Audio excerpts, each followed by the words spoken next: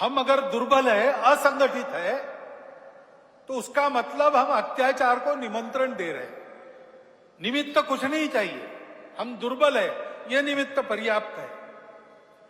और इसलिए जहां कहीं भी हम हैं, वहां संगठित रहना, सशक्त रहना। राष्ट्रीय स्वयंसेवक संघ यानी आरएसएस प्रमुख मोहन भागवत ने इस बार अपने विजयदशमी उत्सव के संबोधन में हिंदुओं के संगठित होने की जोरदार अपील की।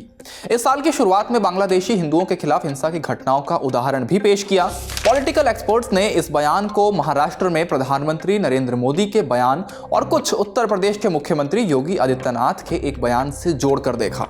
तो क्या महाराष्ट्र और झारखंड विधानसभा चुनाव जब अपने मुहाने पर खड़ा है, तो बीजेपी ने एक बार फिर सारा दारोमदार हिंदुत्व के कंधों पर डाल दिया है। ये दो राज्य ऐसे हैं जहां लोकसभा चुनाव 2024 में बीजेपी को ठीक ठाक नुकसान हुआ।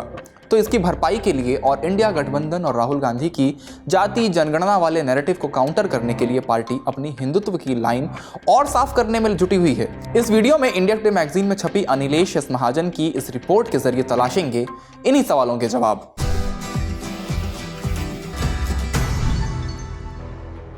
नमस्ते, मेरा नाम धनंजय है और आप देख रहे हैं India today Hindi.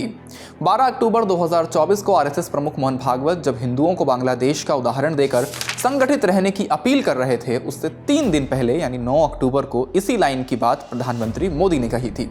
PM Modi ने महाराष्ट्र की एक चुनावी सभा को संबोधित करते हुए कांग्रेस को निशाने पर लिया और कहा कि कांग्रेस जानती है कि हिंदू जितने ज्यादा विभाजित होंगे, उससे उनका उतना ही फायदा होगा। कांग्रेस जानती है कि जितना हिंदू बटेगा उतना ही उसका फायदा होगा।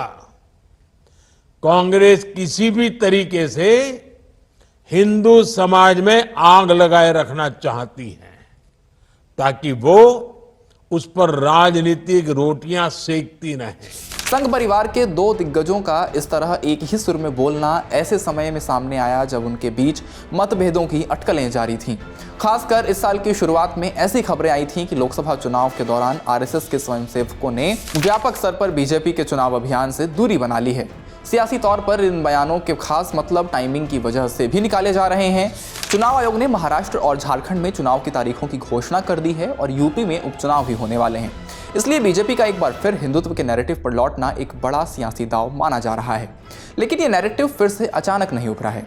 यूपी के मुख्यमंत्री योगी आदित्यनाथ ने बांग्लादेश में बवाल के बीच चेताकर पहले ही मंच तैयार कर दिया था।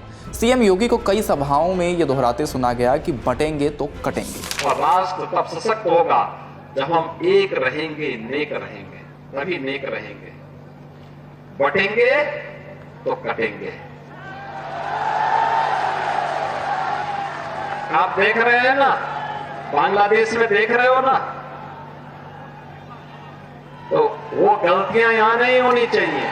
वैसे तो योगी को भी राज्य में पार्टी का जनाधार फिर से मजबूत करने की कड़ी चुनौती से जूझना पड़ रहा है, खासकर ऐसे समय में जब 13 नवंबर को यूपी के 9 विधानसभा सीटों के लिए उपचुनाव होने हैं। लोकसभा चुनाव में यूपी में बीजेपी की सीटें 62 से घटकर महज 37 रह गई थीं और इसे लेकर योगी की कार्यशैली पर उंगलियां उठने लगी थीं। देखिए, लोकसभा के इलेक्शंस के बाद एक नैरेटिव बुनने की कोशिश की गई थी कि भाजपा का जो हिंदुत्व के ओरिएंटेड नैरेटिव है उसमें एक घात लगा है और जो पार्टी है वो बैकफुट पे है। और कई आवाज़ें जो पार्टी के अंदर, पार्टी के इर्द गिर्द भी उठनी शुरू हो गई थी कि पार्टी को कमिट करना चाहिए कि जाति जनगणना होगी। और उसके लिए कई बयान जो है संघ के भीतर से भी उसी टोन के बीच में आने शुरू हुए थे।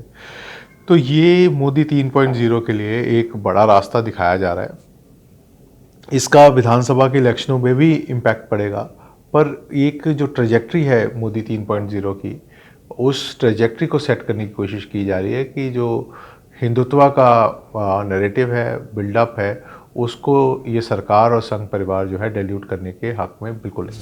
हाल में हरियाणा विधानसभा चुनाव के नतीजों में बीजेपी ने अपना दबदबा दिखाया। पार्टी ने राज्य में 48 सीटों के साथ लगातार तीसरी बार राज्य में सरकार बना ली। वहीं जम्मू कश्मीर विधानसभा चुनाव में भी जीत नहीं मिलने के बावजूद उनका परफॉर्मेंस ठीक माना जा रहा है। हिंदू बहुल जम्मू में बीजेपी ने 28 सीटों पर कब्जा जमाया। लोकसभा चुनाव में कमजोर प्रदर्शन के बाद इसे बीजेपी की वापसी के तौर पर देखा जा रहा है, क्योंकि लोकसभा चुनाव में हरियाणा में जहां पूरी 10 सीटों से घटकर इसकी संख्या आधी रह गई थी, तो महाराष्ट्र में मराठों और दलितों की नाराजगी की वजह से बीजेपी गठबंधन की सीटों की संख्या कुल 48 में से महज 17 सीटों पर ही सिमट गई थी। अब चुनावी रणभूमि का पारा जैसे जैसे चढ़ रहा है, आरएसएस स्वयंसेवकों के साथ साथ बीजेपी कार्यकर्ता हिंदू एकता वाले संदेश को घर घर पहुंचाने में जुटे हैं। हरियाणा में इसी जमीनी अभियान की बदौलत ही पार्टी ने नाराज जाट और दलित मतदाताओं को साधने में कामयाबी हासिल की। पार्टी को लगता है कि पुरानी रणनीति नुकसानदेह साबित हुई, जिससे मुस्लिम वोट बैंक उसके खिलाफ लामबंद हो गया, जबकि हिंदुत्व नैरेटिव के सहारे हिंदू वोटर्स को एकजुट करने में कामयाबी नहीं मिली। महाराष्ट्र और झारखंड में जटिल राजनीतिक समीकरणों के बावजूद पार्टी को भरोसा है कि वो स्थानीय गुटबाजी और बगावती सुरों पर काबू पाने में कामयाब होगी। इस वीडियो में बस इतना ही। आरएसएस बीजेपी की इस रणनीति के बारे में आपकी क्या राय है, हमें कमेंट बॉक्स में ज़रूर बताएं। ऐसे ही पॉलिटिकल रिपोर्ट्स देखने के लिए इंडिया टुडे हिंदी के यूट्यूब चैनल को सब्सक्राइब ज़रूर कर लें। हम ऐसे ही वीडियोज़ आप तक लाते रहते हैं। शुक्रिया।